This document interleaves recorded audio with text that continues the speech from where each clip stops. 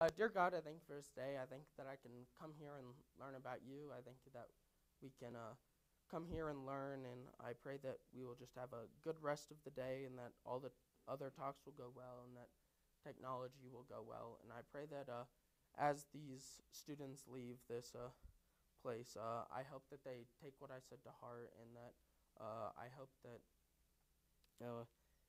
there's just someone learned something.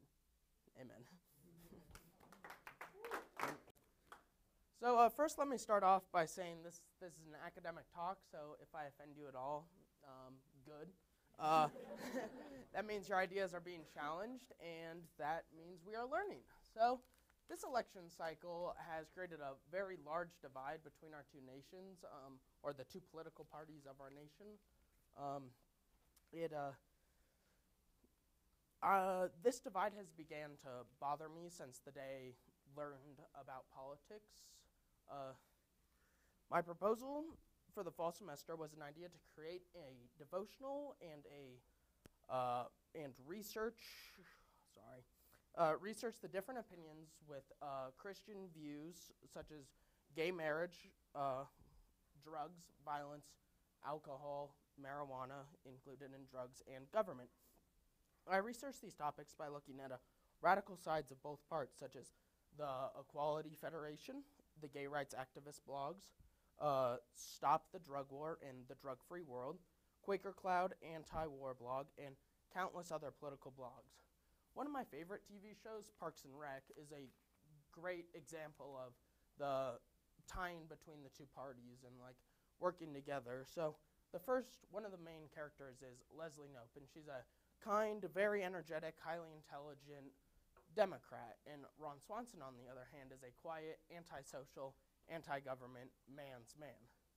So this relationship in modern-day politics shouldn't exist. It's very weird, and you don't know too many people on different sides, such a radical party, that they'd be friends at all. But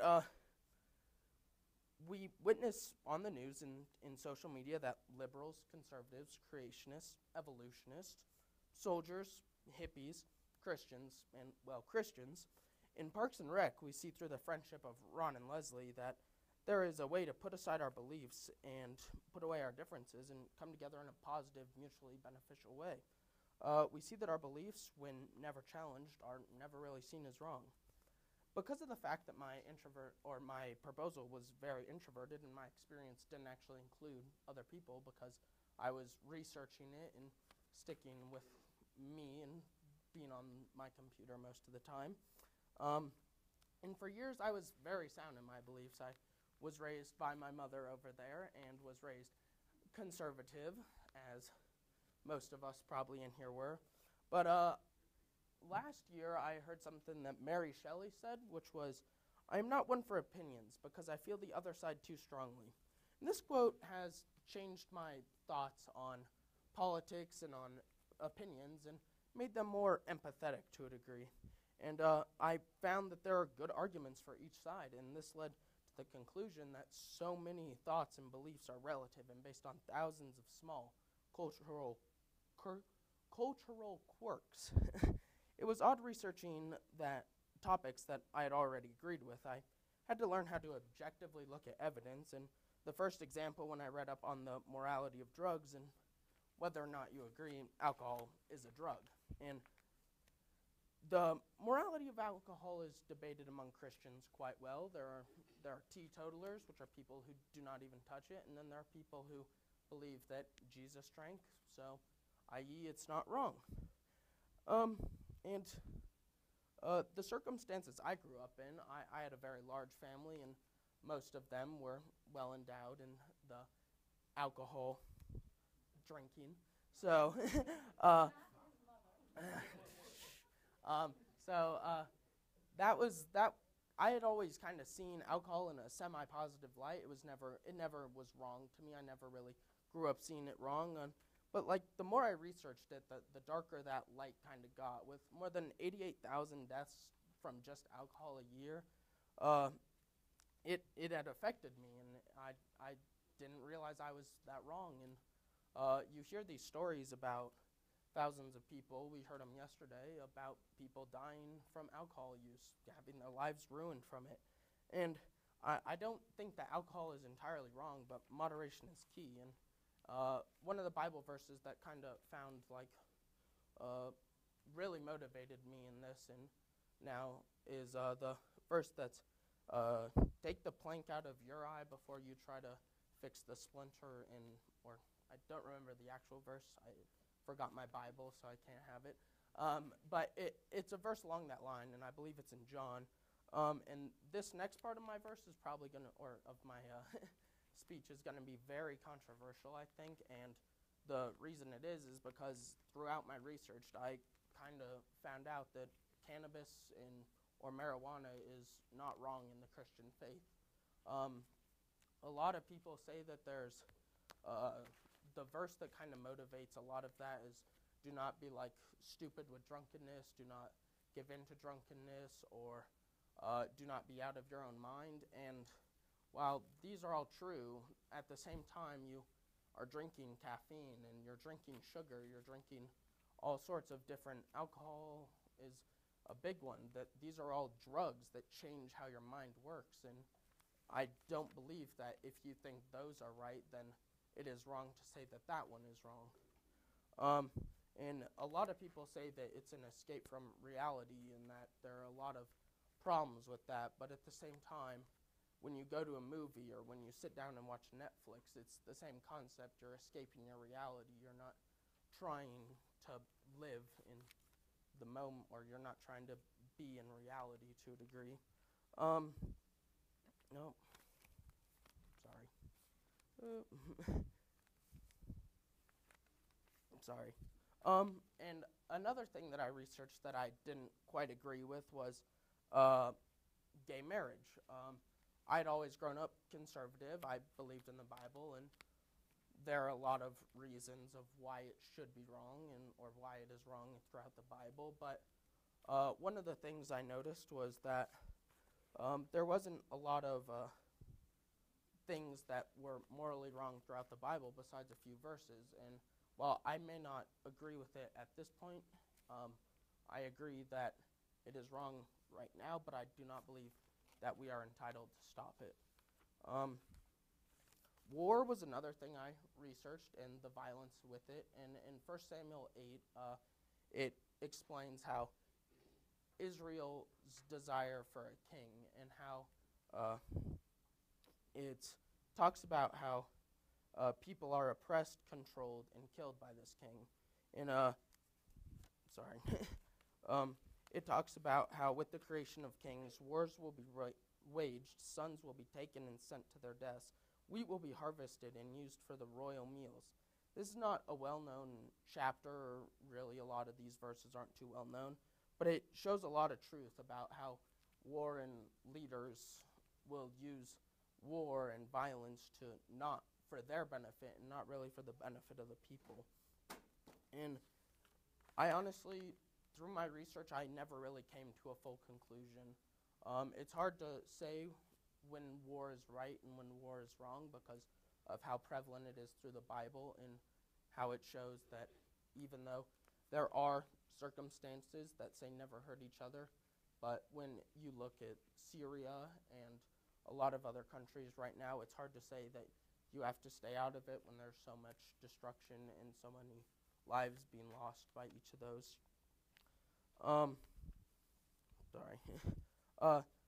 When I began searching marketing, which was the second half of my proposal, I started this podcast, and this podcast was kind of it was about marketing and kind of how it should be with Christians. And the first example they stuck with was cigarettes. Now, cigarettes are pretty popular for being the subject that was lied about the most, that was covered up, and how cigarettes were branded as this just like something enjoyable, something that can't really hurt you, something that even though they were finding studies, they were showing that other sides of it was wrong, that there were actually true problems with it. It shows how, like, in marketing, how a lot of people can kind of steer away from Christianity because of how much it's not lying, it's just not telling all the truth. And I do believe that that's wrong. One way that they do this is with coupons and deals, and a lot of people get excited about deals. I do as well. I love my buy one, get one frees. But you see that in the marketing world, this is kind of a way for them to make money off ways that you don't really suspect. They manipulate you in certain ways and try to change how your day will go because of how the deal pops up. Like a lot of things, like buy one, get ones is the example. If you saw that coupon and you weren't going to go to Panda Express that day, but you got this coupon, it motivates you to go. And while I don't believe this is wrong, it shows that there's manipulation and there's always a sense of control going throughout these, throughout your thoughts and throughout business. There have been several verses that have guided me throughout my experience, one being, do nothing from rivalry or conceit, but in humility count others more significant than yourselves. Let each of you look not only to his own interests, but also to the interest of others.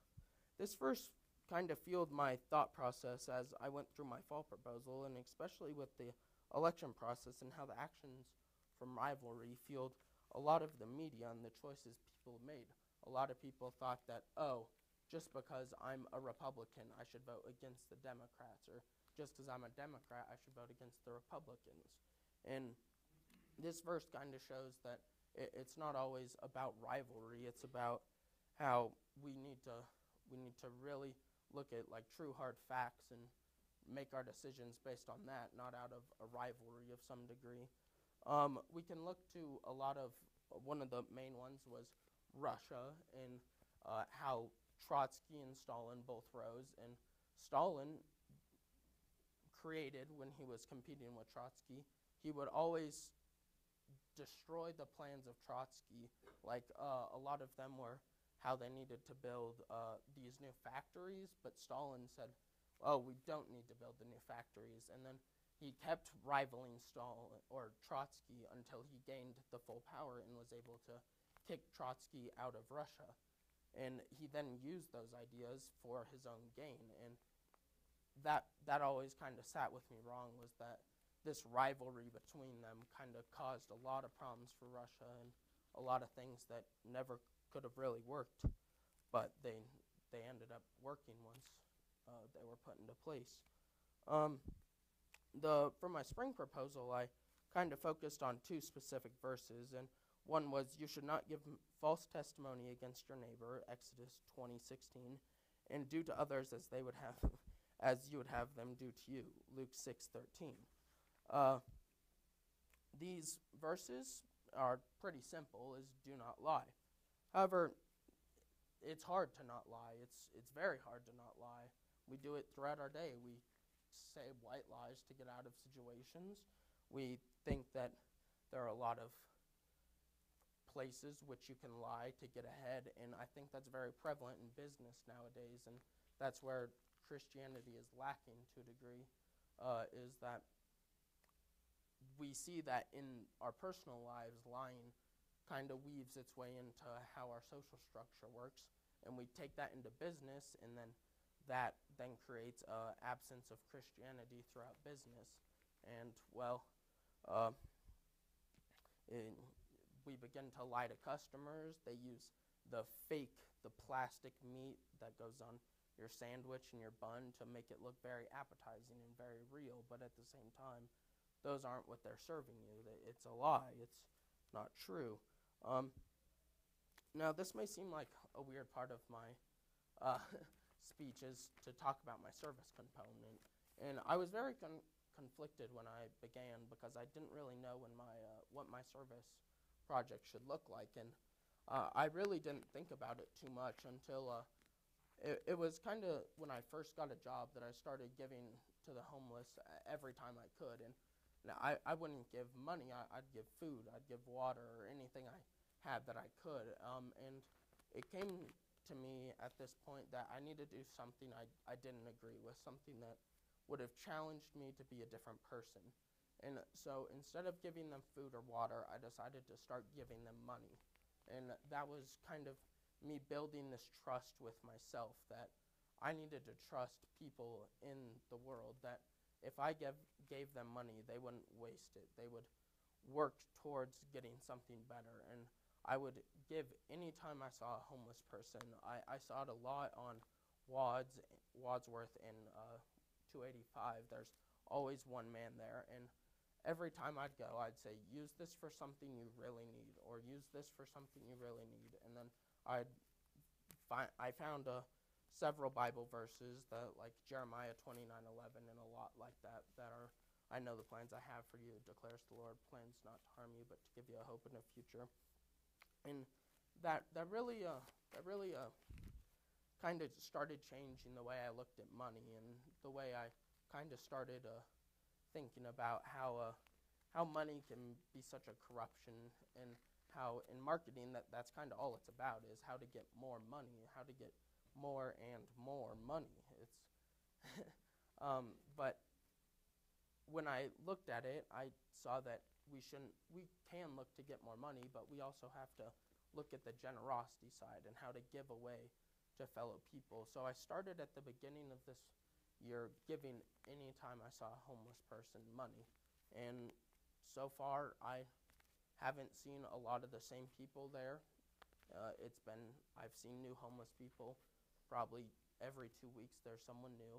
And I felt like I did a good job with that. And I don't often talk about service. I don't think you should. It says in the Bible not to. But, yeah. So, yeah. Any questions?